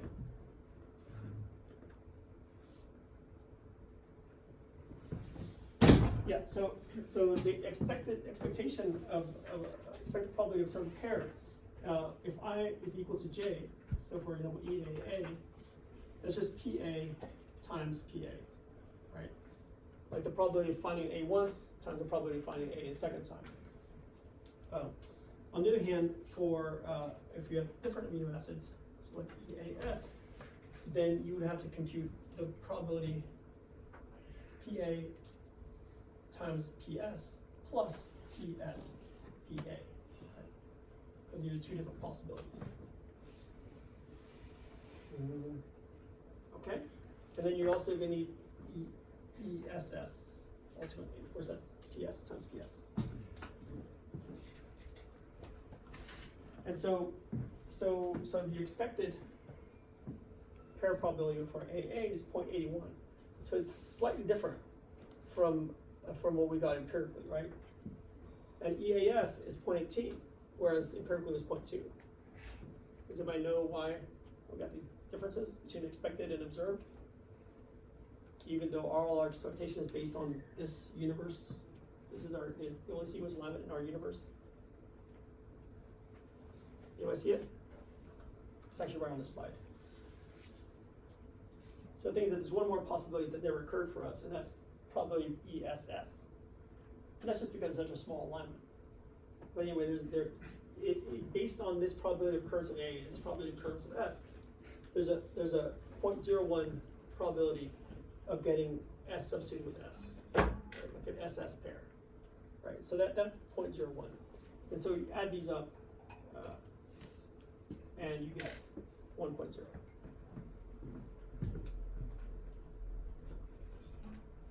So anyway, so after this, now we have QII.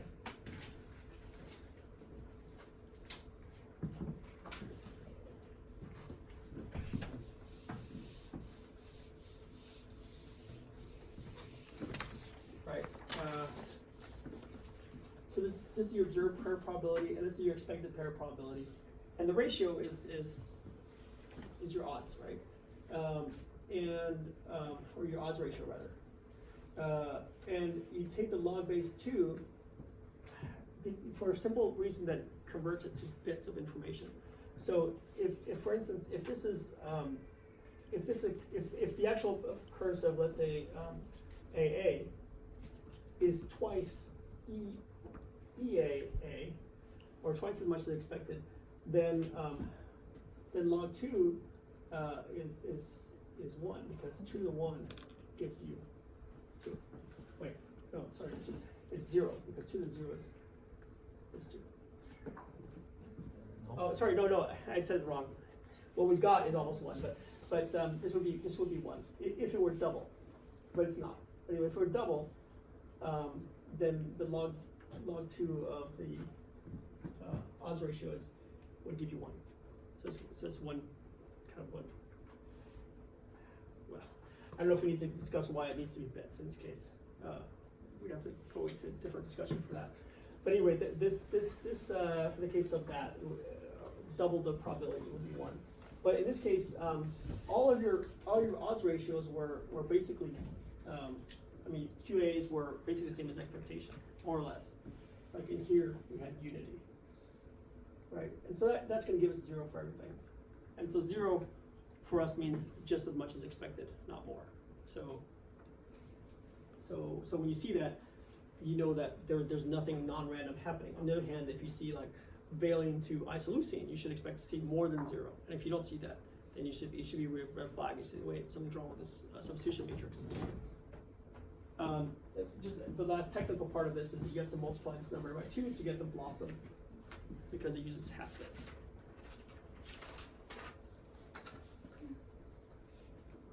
Sorry, was there a question? So let's start looking at this matrix then. So somebody want to point to any substitution that you want to examine. Like, are there any numbers strike out of you? Like, looking for numbers that are large and numbers that are small, and we'll talk about it.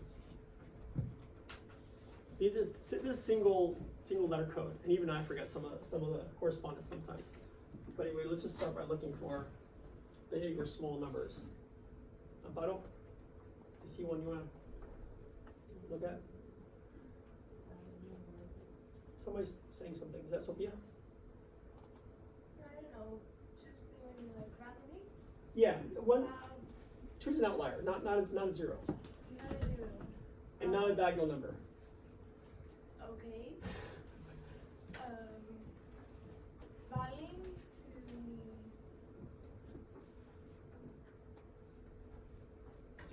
Well, I mean, I can go from here also. Okay. Just say stop when you.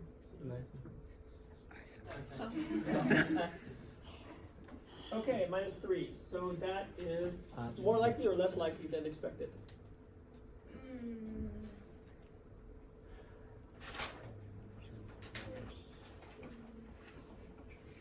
Somebody else can answer if they want.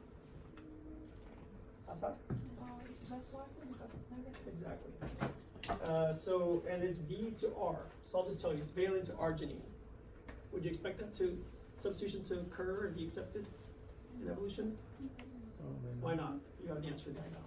it's a hydrophobic residue with a charged one, so Yeah, the difference exactly. is big. Perfect. Let's do one more. This time I'll choose one. Okay. Yeah, let's do this one. What is that? I to leucine. Oh, that's kind of a cheesy choice. Would you expect that or not expect that? Is it Yeah. easily? Why not? Why not? Right. Isoleucine to leucine. I mean the name. Even the says name, it all. yeah. Okay, so you start to picture, and of course along the value you just get high numbers because of course the probability of keeping what you were originally is quite high. All right, so Why is there a variability in the diagonal? that's a good question.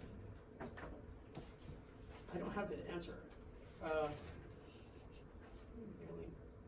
Maybe some residues are not as, yeah, I bet you, my guess, and this is a guess, is that it's because some residue types are important, that it has to be that. For example, cysteine. What does cysteine do? Disulfuric bridge. Disulfide bridges, right? There's nothing else that can make a disulfide bridge except cysteine. So if you have a cysteine here, it's there for a reason. Not valine, not arginine, nothing else. Gotta be cysteine. On the other hand, if you have, let's say, alanine, I'm guessing alanine is not so amazing. Yeah, it's one of the lowest ones. Alanine, who cares? Valine could do an alanine's job, right? Some of the time. Interestingly, according to this table, tryptophan is more Yes, because conserved than cysteine. because tryptophan has only one codon. Oh, tryptophan seems Oh, pretty yes, important. that's a good point. Because otherwise, how would you do tryptophan fluorescence experiments? That's how it is. It's because It's gotta be it. it only has one codon. Because that's one what? Tryptophan has only one codon, so And it's quite rarely, yes. yeah, if you mutate it, it can only become another amino acid. Right, but that would argue for it being more mutable. But therefore, it's also. I mean, nature wants to keep tryptophan. Exactly. But if you want to keep it, wouldn't you make lots of codons so you could have, well, Wow. I don't know. Maybe there's some way that could be true. Anyway, we could speculate all about this, and somebody should look it up and tell me, because somebody must know. And if nobody know, if you can't find it on Google, write a paper. Okay, so any questions about scoring matrices before we move on? We don't have that much more left to do. And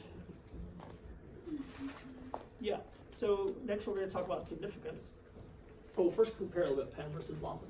So what difference is between PAM and Blossom? So as I said, PAM was compiled based on sequences that are only one PAM unit apart, so like 1% sequence difference. And the theory was that PAMs are Markovian, so if you have a PAM1, which is the only PAM that exists in the world, then and you want PAM 250, you just raise it to 250 power. And this will give you something like 20% sequence identity. Because PAM units don't exactly correspond to sequence identity. I mean, PAM units are unbounded, sequence identity is bounded. You can have multiple, I mean, effectively you can have multiple mutations at one position, right? And that would stop changing the sequence identity at some point. Let's see.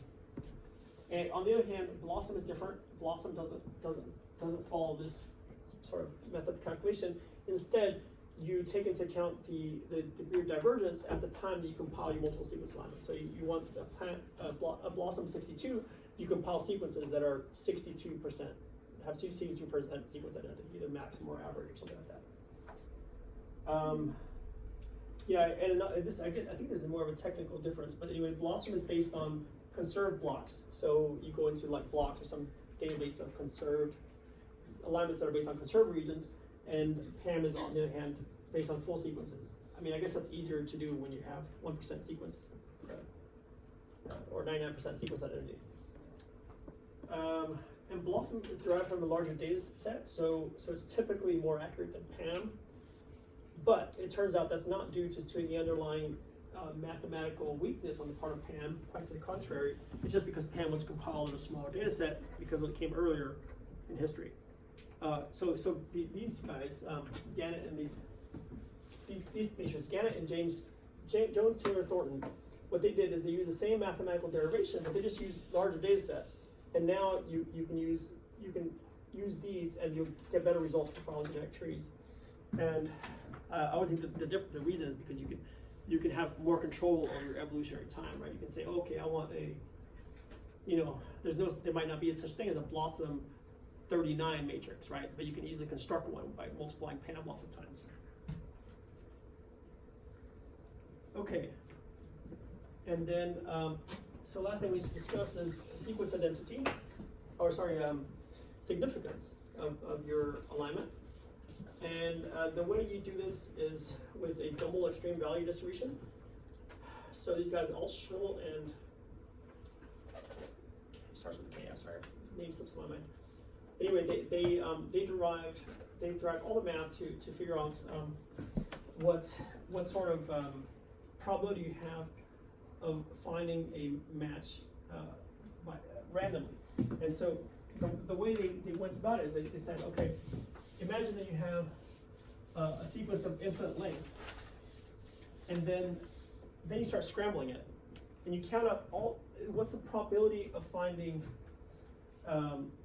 something that aligns perfectly compared to the probability of something that aligns with, let's say, score 0, right? And so this ended up having this distribution, and it's called the extreme value distribution. It has lots of applications. Like anytime you have lots of events that have to line up exactly the same way for you to get some extreme results, like let's say the river flooding or something, you can apply this.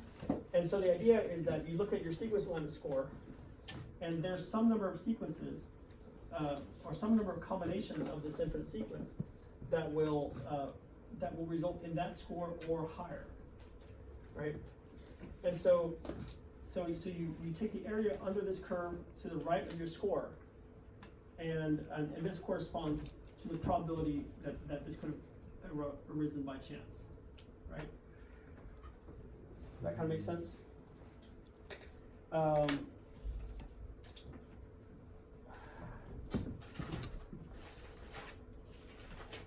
Yeah, and so if this number is very small, then it's significant. That means that it's very likely that you actually have common ancestry. Whereas if it's relatively large, or let's say it's larger than 0.1, then there's basically no evidence that they're related. So Sean gives you these cutoffs, and you can take these with a grain of salt. But anyway, what he's saying is that less than 10 to the minus 100, that's an exact match. And then 10 to the minus 50 to 10 to the minus 100, that's nearly identical. And anything below 10 to the minus 5 is clear homology. But of course, there are people that are going to debate what this is. What you really need to understand is what this number means. And so what this number means is, like somebody tells you, p value of 10 to the minus 100, that means that if you took 10 to 100 sequences, most likely one of them would have a similar match score. And these would be your 10 to the 100 random sequences. So these are the odds that your match is actually unrelated. Is that clear enough? Not really. Okay, so let's say I have an octopus that can predict, which team is going to win, right? And we know that he's right because he's predicted every single game for the past 100 games, right? What's the p-value?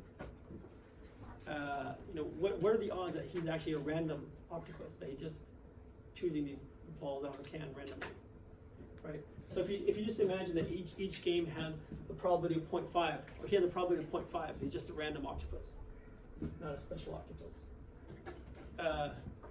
Probability of being right is just equal to 0.5. Then that's for one game. What's the probability that he's right 2 games in a row? Sorry? I didn't hear you. 125, yeah. So basically, you just take this p to the number of games, right? And so what I asked about, did I say 10 games or something?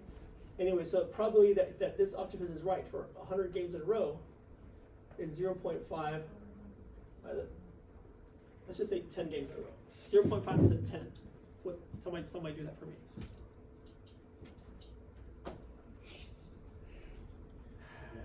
Actually, I'll make it easier for myself and do 8. 8 games in a row. What's the probability of that? You want to calculate it?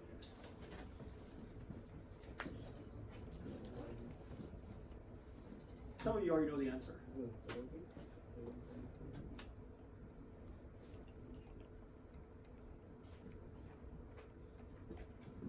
So,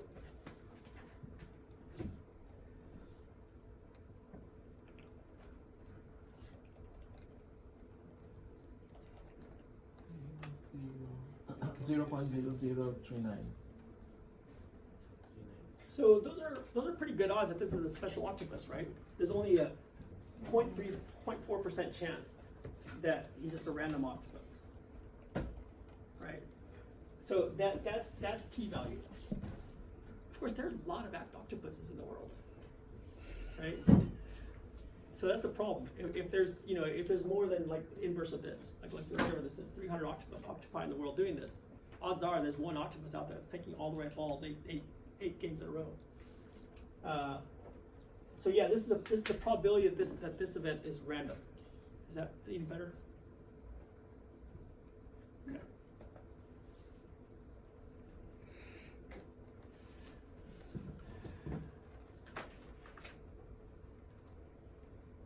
How many octopi did they have picking the game? I really don't get into that to that level, to where but I can only imagine that there are a heck of a lot more people watching the World Cup than sitting in this class, right? So I can only imagine that there are hundreds of octopi out there. And everybody's sure that their octopi is the real one.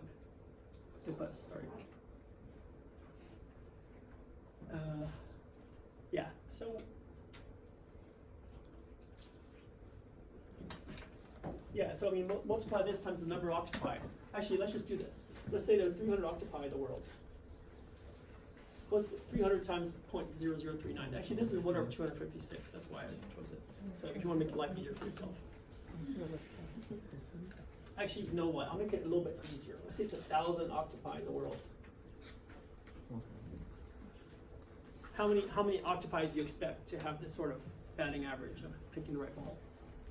4. Yeah, exactly.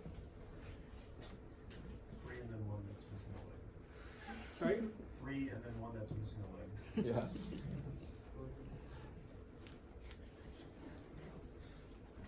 That's probably funny. I just didn't get it. I'm sorry.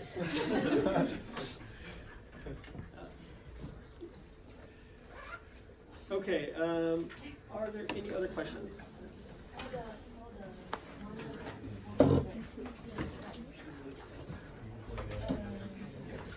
10 to the minus 100. So 10 with 100 zeros. Or 1 with 100 zeros. Yeah.